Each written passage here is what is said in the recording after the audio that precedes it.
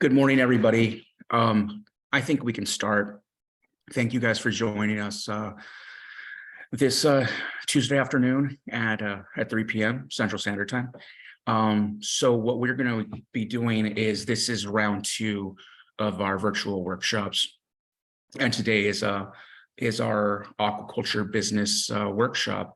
And today it's being led by Rusty Grice out of Mississippi, Alabama. And so just to give you a quick rundown, Rusty Grice worked for Mississippi, Alabama Sea Grant, and he is the oyster aquaculture business specialist. And he helps farmers navigate requirements for starting farms, and he also helps streamline the harvest reporting processes for existing farms. And his focus is on making farms be more successful in the aspect of business. And today we were lucky to have Rusty join us and present basically how to start an oyster aquaculture business, since Texas is the last state, and we're kind of we can get all the help we need all the help we can get. So I'm going to take it over. I'm going to throw it over to Rusty and mute myself, but just a little bit of housekeeping. I know that you all are muted and y'all don't have your screens off. That's great. But if you all have any questions throughout, Rusty's going to be stopping throughout the presentation. And if you have any questions, please don't hesitate to put them in the chat, and I will read them off to Rusty as the meeting goes on. So take it away, Rusty. Hey, Mario, can you hear me okay? 100%. Cool. Yeah, so thank you for having me. And I was able to go out and visit the folks out there last year, so it was neat to see Texas come online. So I've spent the last few years working around the Sea Grant network in the different states as folks come online. Generally, questions are about permitting. Every state's a little bit different, and as Mario mentioned, Texas coming online a little bit later, from what I've seen, has probably the most streamlined permitting process. So that's shortens that timeline somewhat. But my contact information is on the screen. You can reach me by email down there at the bottom. It's in bold. Can you see my cursor, Mario? Yes, we can. Okay. So yeah, you'll see my email address. And as Mario mentioned, my background is in business. I've had, I have a business degree. I've had a couple of companies. I've worked for a couple of large corporations. And as he said, my interest is providing the best information and resources, or making folks aware of it, to be successful as a commercial enterprise. There are many challenges, and the best from experience, when you start your business planning and budget forecasting at the beginning, you can really dial in quickly on how things are going. So yeah, I'm based in Gulf Shores, Alabama, which is in southern Baldwin County, near the coast of the Gulf of Mexico and Mobile Bay. And I work out of the Auburn University Shellfish Lab, where that's a research facility that has been key as part of the industry, and particularly in the Gulf. So the first tool I'm going to show you, it's really a website. You see this large blue arrow up here. It's a site that was established by a bunch of folks out in the Northwest, specific to commercial fishing. Fishbizplan.org is the website. Many things I like about it, but one of which is once you register, you can see my sign in is just my work address, and then you set up a password. Then you have a place online that you can access from anywhere with any web browser supported device, phones or computers, and look at your plan, work on your plan, update, and even share your plan if you have partners or an accountant, say, or someone you want to share. You can add them to folks that are able to look at it. So register, it'll reside there. It's completely confidential, and it's been around a while. So that's something I'm comfortable with as a tool. So once you get registered, the very, very intuitive and user-friendly. You'll start a new plan up here on the left, and you'll say, well, I'm going to call my plan name an Oyster Farm. You put your company name in there. If you don't have a company yet, it's even better. Just put in like a generic name, and you can obviously put in more than one and look at different scenarios. I've had mine since I started working in this role back in 2016, and everything's there. It's, as you can see on this left-hand nav, you start seeing the different components of any business plan. It gets more specific towards fisheries as you go through it, and it's very easy to adjust and adapt for commercial aquaculture. You can even add a picture, of photo, company logos, and those types of things. As you go through each page, you'll note down at the bottom, there are these tabs. And what I like about it is it has, you just click on it, it'll give you some tips and some examples and even some resources for each of the different sections within the plan, which is very helpful. There are even some videos you can access, which I find to be my favorite way to learn. So once you click on one of these sections, it'll expand it, and very quickly you can see how robust this tool is. I will say that just from experience, when you go in and start thinking about your executive summary or your mission statement, it may be a little bit of a strain. So you can save those for later. Business description specific for this type of industry is, at least in large part, is farming or growing oysters in containers for the premium half shell market. There's some interest now in growing oysters for the shuck meat market as prices have come up a little bit. And there is some research being done on growing oysters to, more of an adult size for restoration. But this is going to be specific to commercial aquaculture. So very simple. As you click on each of these sections, it'll take you to, for example, how to write a business plan cover letter, which is, none of them are mandatory, other than I would say your budget and your inventory. But it's a good place to let things reside. You can upload your permits, any documentation that you would want to store there, your licenses or insurance papers, and then have it in a secure location in the event of interruption of power, hurricanes, storms, and those types of things, which we experience frequently in the Gulf. So kind of need to be able to have a built-in backup website. As you go through, some of these are fairly limited, like products. And some of you may have other businesses that you would combine. But typically these would be oysters, farmed oysters.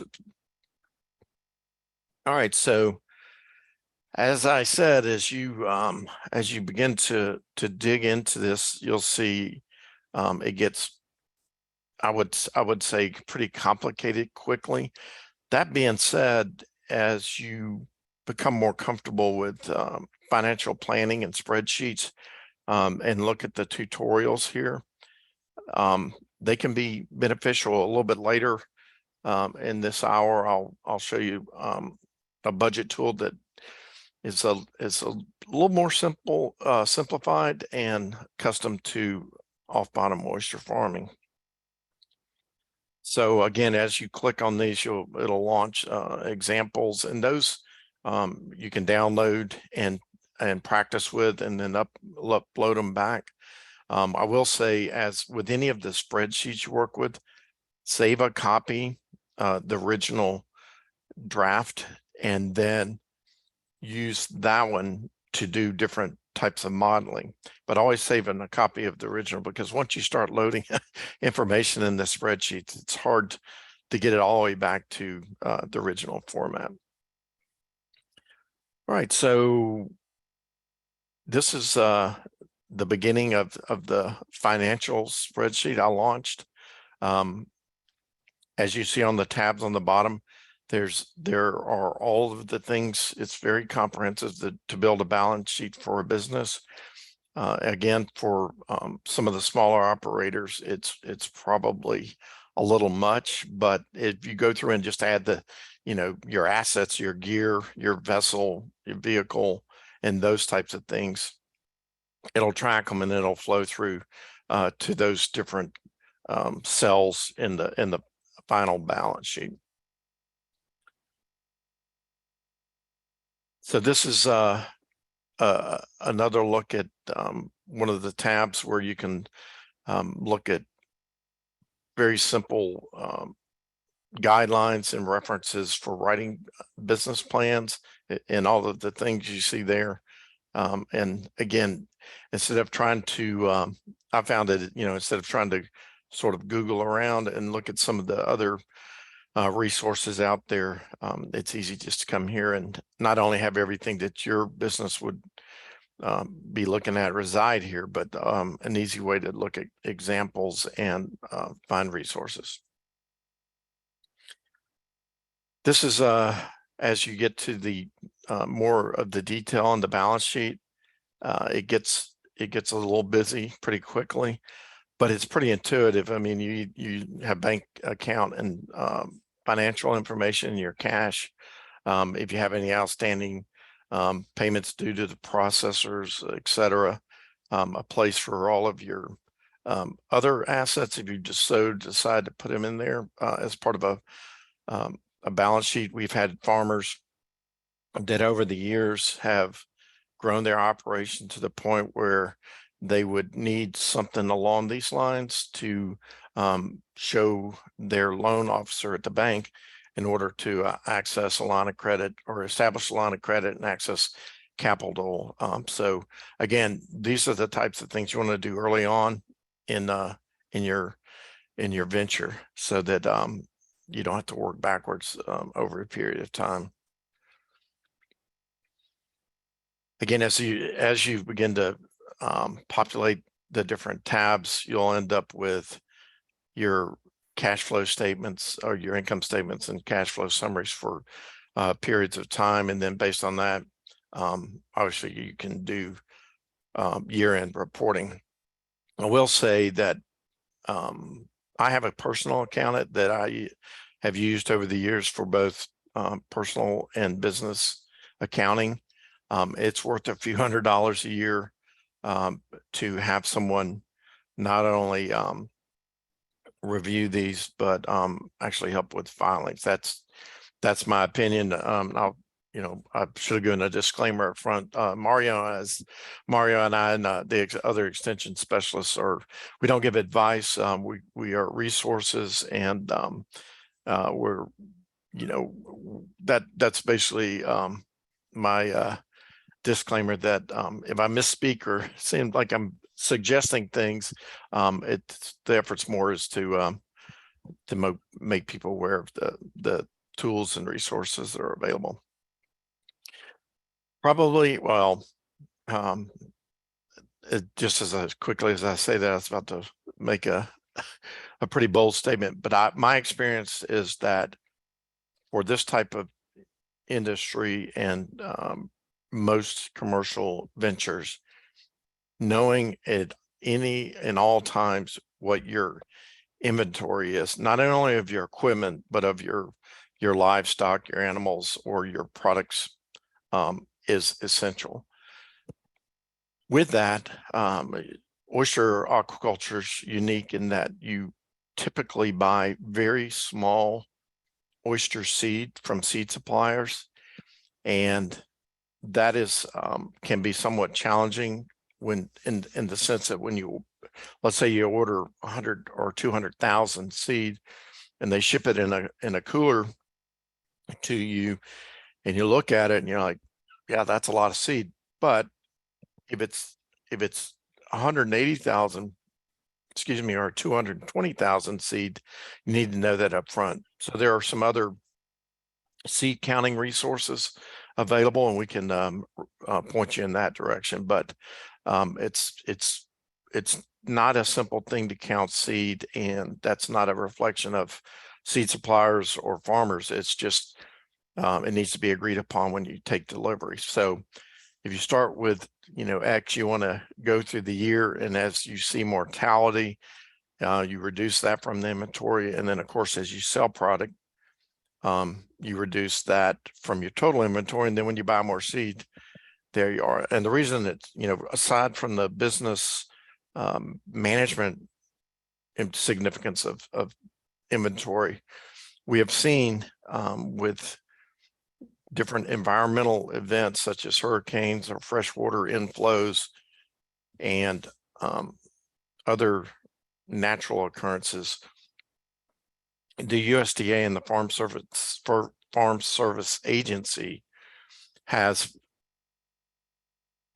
provided or developed products that will help you either have insurance for your farm and your animals on your farm, which is pretty limited but available.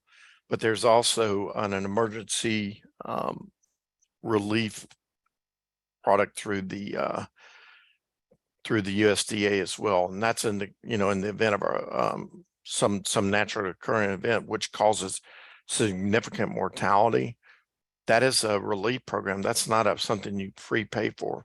However, if you don't have a good inventory, monthly at least inventory to provide and submit with that type of claim, then it becomes very challenging. So enough about inventory. It's a must-have, not a nice-to-have.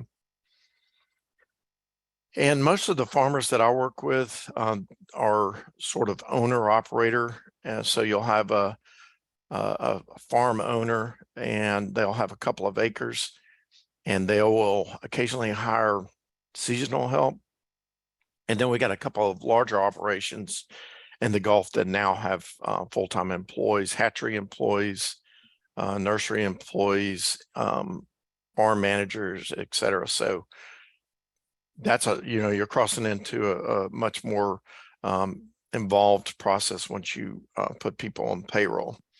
So, seasonal help's different. Hiring somebody for harvest, or, maybe even bartering with another farmer. You help me harvest this weekend, and I'll help you harvest the next weekend to save on cash flow is very common. But if you end up actually hiring someone, there are some good resources to get a good handle on what's involved with that type of work. So this is a picture of some floating oyster grow cages over in Florida. The middle picture is at a restaurant called Pesh in New Orleans, and the ones on the right are farmed oysters, which are a little bit larger and fuller on the half shell than the wild harvest ones, which is kind of the goal, is to grow oysters that are appealing to chefs and more marketable. And then on the right over here, you see a adjustable longline system. It's not as common in the Gulf of Mexico, but this farm is in water that can be worked pretty much year round, sort of waist deep. It's kind of neat because with our tidal range is only about 10 to 18 inches. So they've been able to use these clips on this long line system and dial in and give it intertidal desiccation. So as the tide rises and falls, they're getting that air drying without having to flip cages. You can see there's one of our students over there with the white hat on trying to flip a cage, and that can be dangerous and a challenge in itself. All right, Mario, so that's the end of this first piece. So I'll listen out for questions and then share the next screen. Okay. Any questions, guys?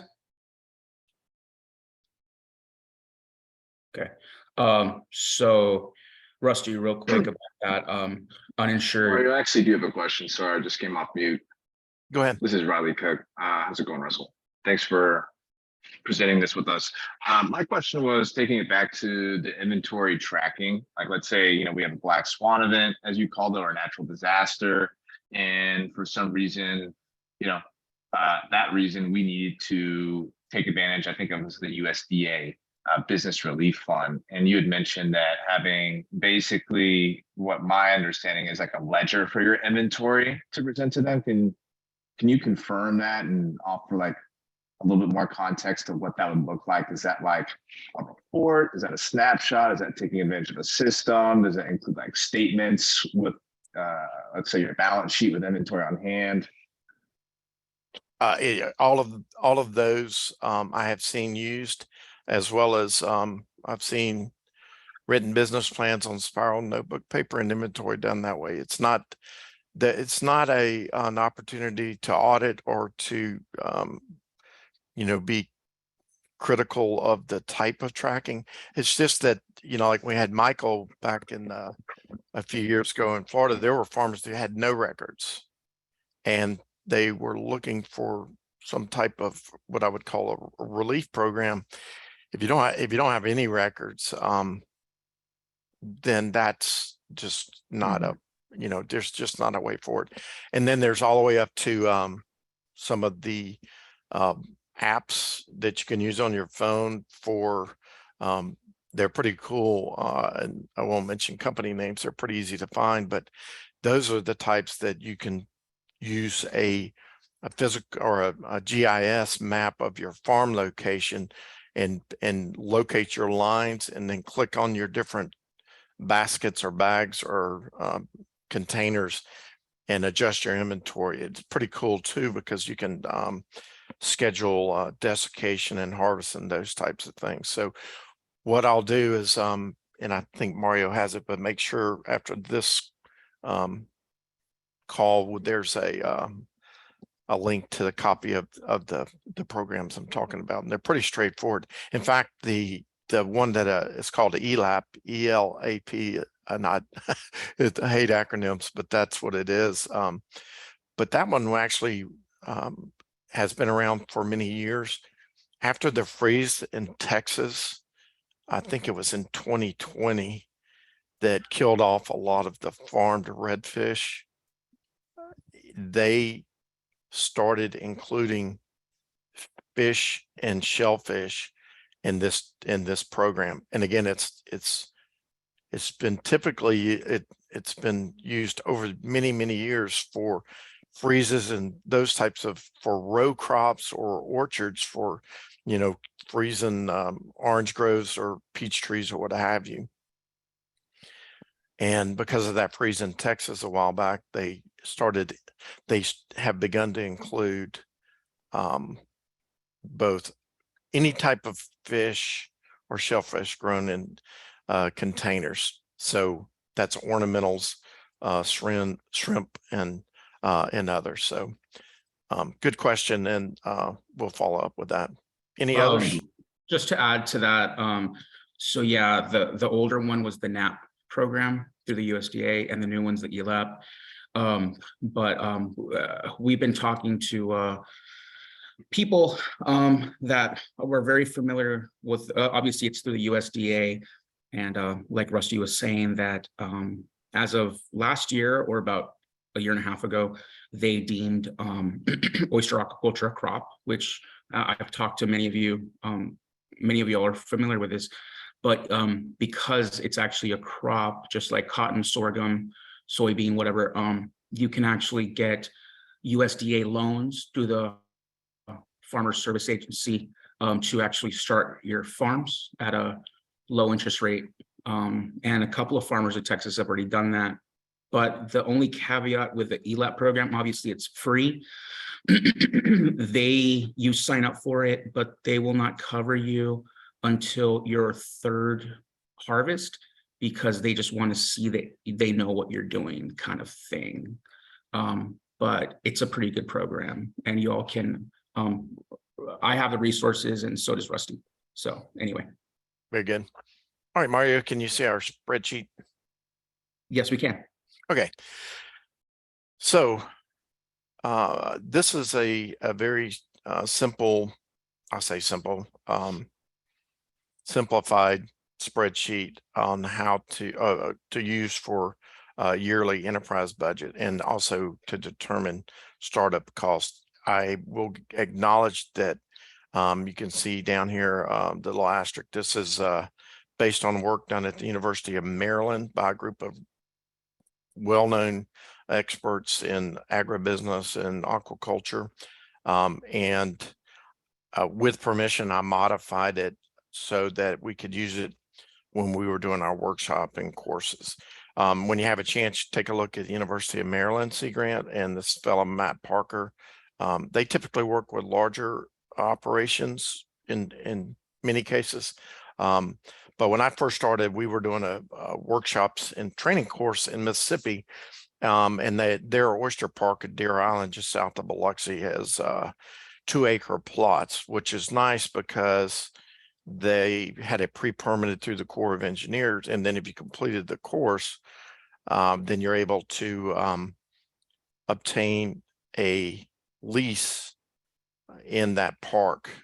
And there are other states, including Texas, that are looking at that model, which is helpful. Every state and every body of water has unique challenges. They've had some environmental challenges with fresh water. But anyway, in order to obtain a lease, you had to turn in a written business plan, which is the story, the narrative, like we looked at earlier. And then you have to turn in a budget. So I put together, based on the work done out of the University of Maryland, and I did it specific for floating cages, because that is by far the most common type of gear used, not only in the Gulf, but I would say, well, I don't want to speak for the East Coast, but it's the most common one used, particularly at Deer Island, because of depth. There's just not enough shallow water to put in the adjustable lawn lines and then jump in and be able to work your crop. The thing I like about this type of tool is it causes one to think about a variety, everything that's in blue, basically. It's like, well, how many oysters? This one starts at how many oysters you want to grow. So as you go in, and again, save a draft copy of this and set it aside to go back to and model different scenarios, because once you start changing, it's hard to get back to zero, so to speak. This one starts with, again, these are 2-acre leases. The desired annual production of 200,000. And based on that, you have to understand, based on the specifications from the manufacturers, how many of those types of the types of gear you're using, how many of those containers or floating cage systems, including the bags, lines, anchors, and all the other components would be needed in order to build a farm out and build the infrastructure out. I'll note, don't go cheap on anchors. We've seen anchor pulls on our research park at Auburn and farmers around the Gulf of Mexico. We started out with anchors. They're sort of like you get at a big box store, maybe a couple of feet tall, the auger anchors, and you just wind them down into the seafloor. And then when you get, 13 or so of these cages floating cages in high energy waves and full of oysters. It's a lot of weight. So it didn't break the lines or destroy the cages. It pulled anchors, which was pretty catastrophic because the lines would end up way up in the marsh. And by the time you get to them, you've lost the crop. And then, of course, there's the challenge of finding the gear. So we went to from, you know, a $20, $25 anchor to a $90 or $100 anchor, which are available commercially. And it's about almost 7 feet. Difficult to install, but you want to build your farm stormproof from the beginning as budget allows. So again, you've got all of the different things that you're going to have as inputs. One of the other things that this type of tool causes one to think about is here it's called survival from when you get your seed and you put it out on the farm until you harvest. And this being in the Gulf of Mexico, this is like a 1 year. This is based on a 1 year from spring harvest. I'm sorry, early spring planting to fall harvest, basically a 12-month window. In some states and in Canada, it takes 3 to 5 years to get to market size. So we're fortunate to have warm and nutrient-rich waters in the Gulf. So based on a year, if you buy X number of oyster seed, how many of them, what percentage of them will make it to harvest? 90%, which is you see in this cell, is probably on the high side. I've seen this number, you know, some folks have been lucky to get 40 or 50% to harvest. And some people have had good years where they've gotten, you know, upwards of 85 or 90% to harvest. And the reason that this is, you know, drives the question, if being new to different bodies of water in your state, some of this is unknown. We don't know what the survival rate. You also hear the interchangeable term mortality rate. That's just the opposite. So if it says mortality rate, you're going to say, well, I expect 10% of the oysters to die. That's the flip of the 90%. I've seen some tools use mortality, but in this it's survival. The next one, which is always of interest, is the purchase price of seed. And that depends entirely on the size of the seed. So if you buy very, very, very small seed, or even what's called eyed larvae, and you're going to set your own seed, which is a whole nother workshop for a different day, the price is lower than if you buy something like an R6. So an R6 means it retains on a 6 millimeter mesh. So you think of those are about the size of a pinky fingernail, a little bit smaller, maybe a sunflower seed in that range, and you buy them by the 1,000. So that's one of your earliest questions. And the reason is if you're going to buy large seed, it's going to be a lot of expense. You know, the first check for that season will be a large check to buy seed from the seed supplier. Well, the benefit of buying larger seed is that the risk of the seed dying and the cost and the resources to raise the seed has been incurred by the hatchery and the nursery. So if they just spawn seed out and get it out to you after, you know, it's tiny, you know, after it's been in their system for a couple of 6 weeks, then there's lower risk. Now you're putting it on your farm, and I've seen everything from people drop entire bags of seed on the way out to the farm and lose thousands just because they didn't have it secured in their vessel, to seed mortality events. So again, seed, of course, is critical. If you buy a large order, you probably want to put it, split it into a couple of different small fine mesh bags in different parts of your farm. Just, you know, spread out your risk a little bit. And then if somebody happens along and, theft has been reported in some cases, make it a little bit harder for people to find. Estimates, start beginning to estimate your fuel costs. We have some folks that are, have a very short boat ride to get to their site, and others it can be long, and going back with your time to harvest to time and temp, that was covered yesterday or in the previous workshop, that has to be factored in as well. And in this example, all of the oysters grown by this operation are going to be for the half shell market. Got a couple other scenarios out there haven't really seen take hold, but you could adjust that if you'd like. Price for the half shell market, again, that's another exercise. And what is the market? And I've seen it move over the years, depending on, unfortunately, restaurant closures due to pandemics, to scarcity due to closure of wild harvest reefs.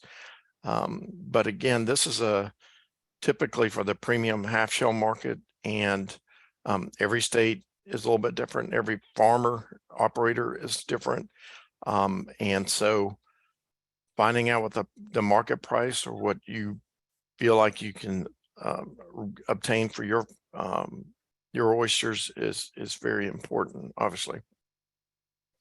Again, you can throw in like if you're gonna put them in paper cartons, or that may be passed along from the processor to put them in, cartons with your logo or bags with your logo. That could be a zero, for the cost of the containers and number. Marketing, I've seen farms that are amazing, incredible marketeers, have been on, different television shows on the Food Network and had celebrities visit their farms. And the very first farm in Alabama has been around for about 10 years, has never done marketing. They just work closely with the processors and the restaurateurs, and they provide a consistent and quality product. Your lease rent, don't look at the lease rent here too closely. This $80 is unique in Alabama. It's about, let's see it at one of our parks, I think it's up about $875 per year. That's not somebody making money on the lease.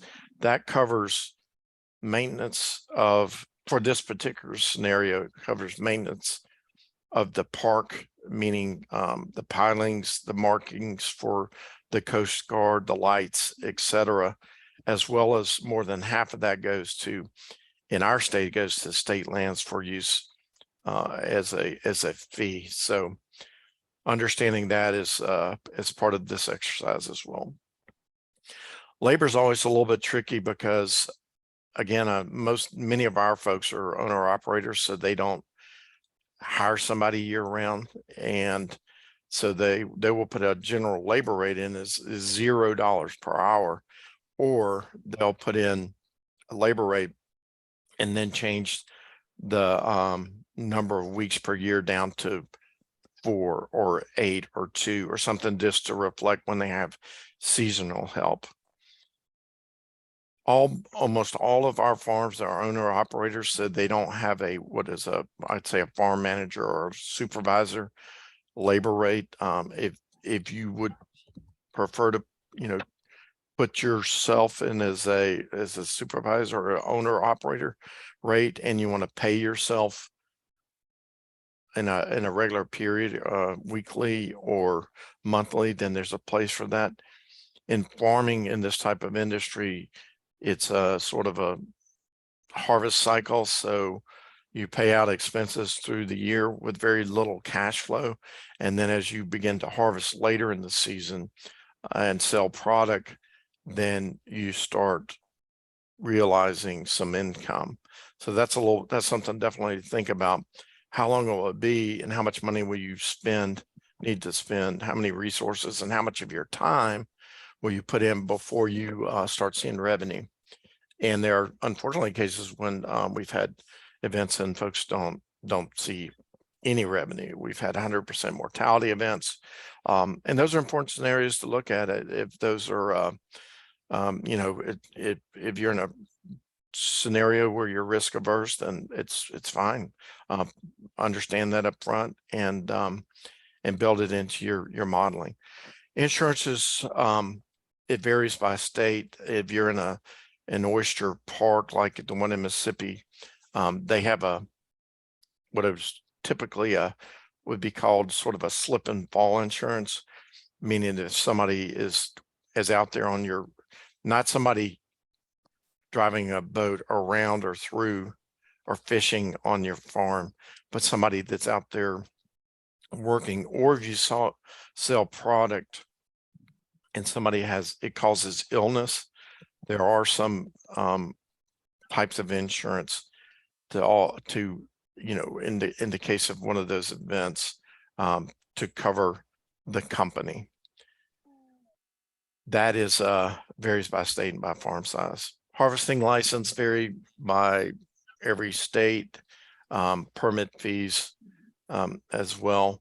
There's a multiplier in here of 5% based on, let's just say, you know, that as we've seen inflation or unexpected repairs or expenses come up, you can put a multiplier in there. Like I know I'm going to probably estimate short by 5% or 10%. So I want to build in a little cushion, not money you're spending, but sort of forecasting for unplanned expenses. And obviously if you have an interest, you just put in the interest on your funds and your loan payments. So all that said, using the floating cage system and a target of 200,000 oysters in this scenario, that is a total of 200 of those types of floating cage systems.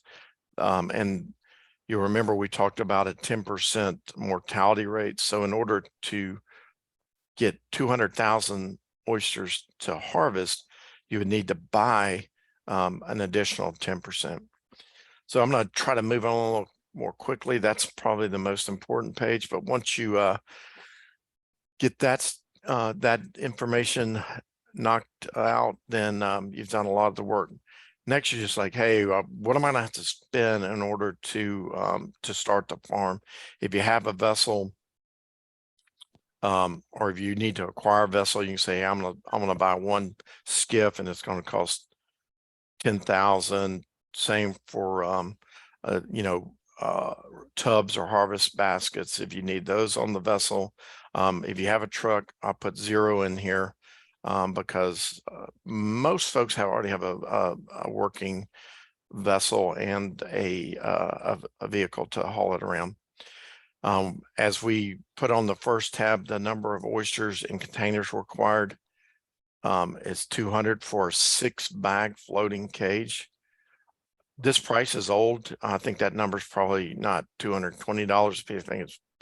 I think it's more like $285 by the time you are pushing $300 by the time you get one of those shipped from out of state or so in some cases from international supplier. The bags that go inside the cages, 6-bag floating cage, you need 1,200, and you're probably going to need more than that because you're going to have different mesh sizes as the oysters grow. Anchor and equipment, again, that the number's pretty light there and needs to probably be bumped up. Power washer, you may or may not have one. There's a place for it, and administrative costs, etc. And then as you grow, you could think about if you need, you would have a larger vessel, a barge type vessel for working a farm, etc. For refrigeration unit. We have farmers that they pull product, but they're a long way from a processor. So they have to set up an approved refrigeration unit on shore so that they can start their cool down process that is required in every state. So even without putting in anything for the vessel or for the truck, you can see just for this 2-acre farm, and without adjusting some of the outdated pricing, it can be a significant investment. Finally, this page or this tab doesn't require any inputs. It's just whatever information you've put in. This is the snapshot of where most of those expenses are going percentage wise.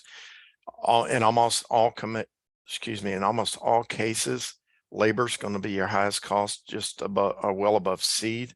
However, if you're not paying yourself throughout the year, or if you're using less general labor, that would flow through as your gross profit and be realized on your personal tax returns. So that's where the accountant comes in happy. So obviously those numbers can be moved around quite a bit, but be sure to account for your time. Worst thing is paying all your bills and all your people and paying for all your stuff and not being able to pay yourself, in my opinion, anyway. So with that, you'll have your fixed costs as well. Each year, you know about what your all of these items are going to be annually. There's a place for repairs to build in a little bit of a cushion. And finally, once you, in this scenario, if everything goes well and you only have 10% mortality, you're going to have earnings before interest, taxes, depreciation, and amortization, which would be basically your gross profit of about $25,000. The thing I like about this particular spreadsheet that the folks did in Maryland is you can ignore the per bushel harvest. It's something they do up there that we don't do in the Gulf, but this actually breaks out per oyster harvested what your break-even cost and what that income before those other deductible items is. So that tells you, well, if I sell my product at 50 cents a piece, I'm going to have that type of gross profit. I've had folks over the years selling at 35 cents a piece, and it doesn't go very well because they're below their break-even cost, so they're losing money on every oyster they sell. So I like this because as you go through and tinker with the modeling and adjust the inputs and mortality, and if the mortality is high or the prices are higher or lower, it'll be reflected in that yearly enterprise budget. So this will be sent along to you as well from Mario, and there's again, my contact information is available for folks that just shoot me an email, and I'm happy to help you with that. Mario, I'll take questions before I show one more thing today. Any questions, guys? All right, let's see where I put my. All right, we're pushing time, so I'm going to show you one more thing. This is brand new, hot off the presses. It's available now, and it's something that was built by Mississippi Alabama Sea Grant, but it had input from folks all over the industry, researchers, farmers, experts, etc. And it says it's for understanding how prepared your oyster farm is for a disaster. But for me and for new folks to farming or considering a farm, it's basically ends up being a checklist, things to consider or be aware of when you consider a commercial oyster farm. So by the way, this is a picture of the Deer Island Oyster Park, and that's Biloxi in the background. So this is a neat, you can print it off and go through it as over time. Take it either before, during, and as your farm evolves and grows or not. Some folks have reached sort of a sweet spot on a farm size that they're comfortable with the risk and operation. That's certainly something to consider. So place for name and information, a good description of how the tool can be used. It's a self-assessment. It's not a pass-fail thing. It's just something that was developed so that folks can look at all of the different or many of the different things to consider when you have a farm, and when there's a particular event, how resilient your farm can be based on all of the components needed for being resilient. First one, this is again a good checklist as you think back about the first part of this hour. Do you have a business plan? And there are yes no columns, and then at the end there's sort of a way to tally them. Say, hey, I'm sort of like, there are areas I need to understand better, or I'm very resilient in some areas, not others. And then there are also resources listed for each at the very end of the document. So business planning, we talked about quite a bit, but some really good questions here about, if you're going to be without cash flow for an extended period of time due to storm or restaurant closures, or, do you have access to capital to bridge that time? All of the different types of insurance, by the way, there are not in all cases insurances available for these different types of things. When it comes to oyster farming, there's the ELAP program mentioned, and there should be a link to that at the bottom of this as well. And in many cases, as you go through this, you're like, well, this doesn't apply to me. It's so that's fine. Just scratch since it's not applicable. Next section is on marketing. Again, we have folks that are tremendous marketers and folks that are not at all interested in that. And they grow great oysters, but understanding all of the things that go into that, and it's some good questions to ask yourself and others, and maybe other folks that are interested in partnering or farming in your area. Next section is disaster preparedness planning. It's very familiar to residential or land-based commercial storm planning for hurricanes and those types of things. Communication plans. The big one here is gear recovery strategy. The gear is designed, almost all of the gear types are designed to be sunk during storms if you have time, which in many cases there's not enough time because the conditions deteriorate very quickly, and the storms have tendency, it seems like, to churn up pretty quick. So anyway, if you're able to sink your gear and it makes it stormed and your oysters are okay, have you practiced at least what it's like to sink a cage and then try to float it back? That's is unique and challenging in there, and on farm by farm basis. Workforce, again, maybe not applicable, but if you do need somebody to help with a farm, do they know how to run a boat? Do they know how to take care of live animals, which oysters are in your cages?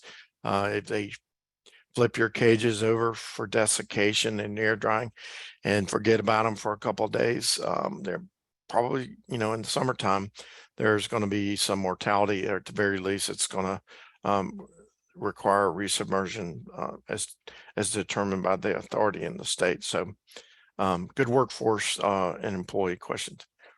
A big one, and probably an area that has become more of focus in the Gulf of Mexico as the industry is growing, understanding what's going on in the water around your farm, in and around. If you have good salinity, is fine. If you have low salinity, like we have in some areas, the oysters are going to grow slower and can even experience multiple stressors like low dissolved oxygen. The temperatures go up, the salinity drops because of rainfall, and then it's hot outside, and on and on. Next thing you know, you have a significant mortality event. So it's good to have an understanding of that over time. And then there's obviously other things that cause closures depending on the management of the lease area. We have some areas that are closed because of sewage overspills, which are triggered by significant rainfall events. We have had a harmful algal bloom closure in Alabama, and that it is not uncommon in Florida. Obviously, we all remember the oil spill a few years back. So things to think about and understand how those different closures are, what triggers those different types of closures. Regulatory knowledge, working with the core, the Interstate Shellfish Sanitation Conference, and the program and guide that they publish. It was available on the previous workshop and really needs to be understood by anybody in the business, and the time and temperature regulations as they change over the year.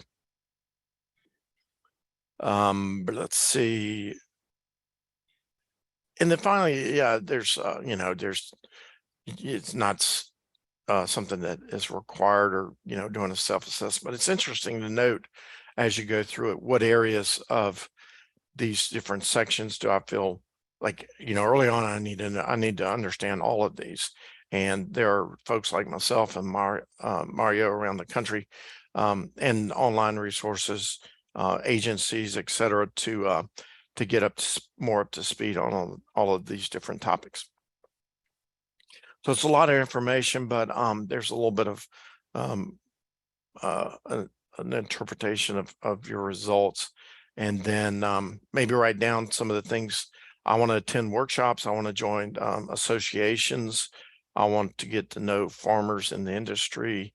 And I will say, providing feedback to extension specialists like myself and others does drive the types of workshops that we will, and programming that we will be doing going forward. So don't be shy, and feel free to reach out. Again, there's my email address, and then our director over here in Mississippi, Alabama is LaDon Swan, who was the lead on this effort.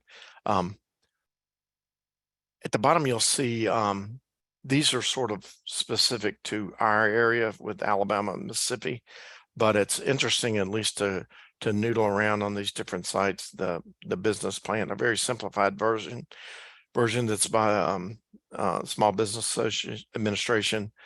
This site that I helped put together for what we do over here, and Texas already has a very good site, but sometimes I just like looking at other states. Here's the NAP program that probably the most important, a couple of the more important links for getting in touch with the Farm Service Agency for your county.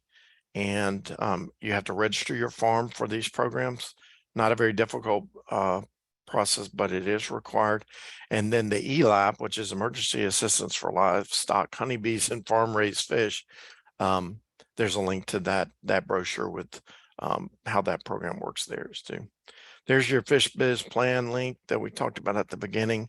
And then some other, again, these are a little more specific to over where I am located, but certainly some to consider for your operation. So I'm pushing 4 o'clock and just past it, so I'll be quiet for a minute and see what else might come up in the way of a question. Well, so any questions? Just real quick, I'm copying into the chat an evaluation form. It's only 4 questions. It'll take less than 2 minutes, but it really helps see how we can really just get workshops for you guys in the future and what you liked and not liked and how for us to improve and kind of like what you guys in the public want, because we can put these workshops on for y'all. And then I will send out the Rusty's information to y'all, everyone that attended. And any questions at all? Obviously, Rusty and I are available, and you've got Rusty's information, and he's a pro at this. So I guess there's no questions. Excuse me, I've got one real quick. Go ahead. You mentioned that Texas had a site. Yeah, Mario, what's your site over there? Texas Sea Grant? Texas, yeah, texasseagrant.org.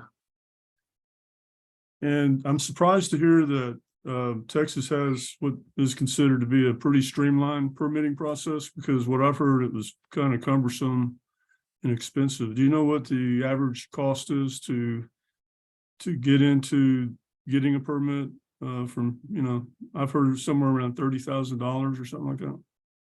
Well, the permitting, all the surveys and the. yeah, so you can either pay for the surveys, hire a consultant, or do it yourself. If you do it yourself, obviously it minimizes it, and the cost depends on how big you want your acreage to be. But the fees are about $250 plus some others, so it should be less than $500 to get the permitting. Now, starting the farm, that's a different story. But if you want some more information, there's different environmental consulting agencies, and if you want to reach out, I can send you lists of several to do that. I sure appreciate that. Thank you. Problem. Yeah, I'll just add the streamlined part I mentioned is it's in Texas, early experiences showing a few months versus over where I am, it's a couple of years. So Wow. it's more of a time thing.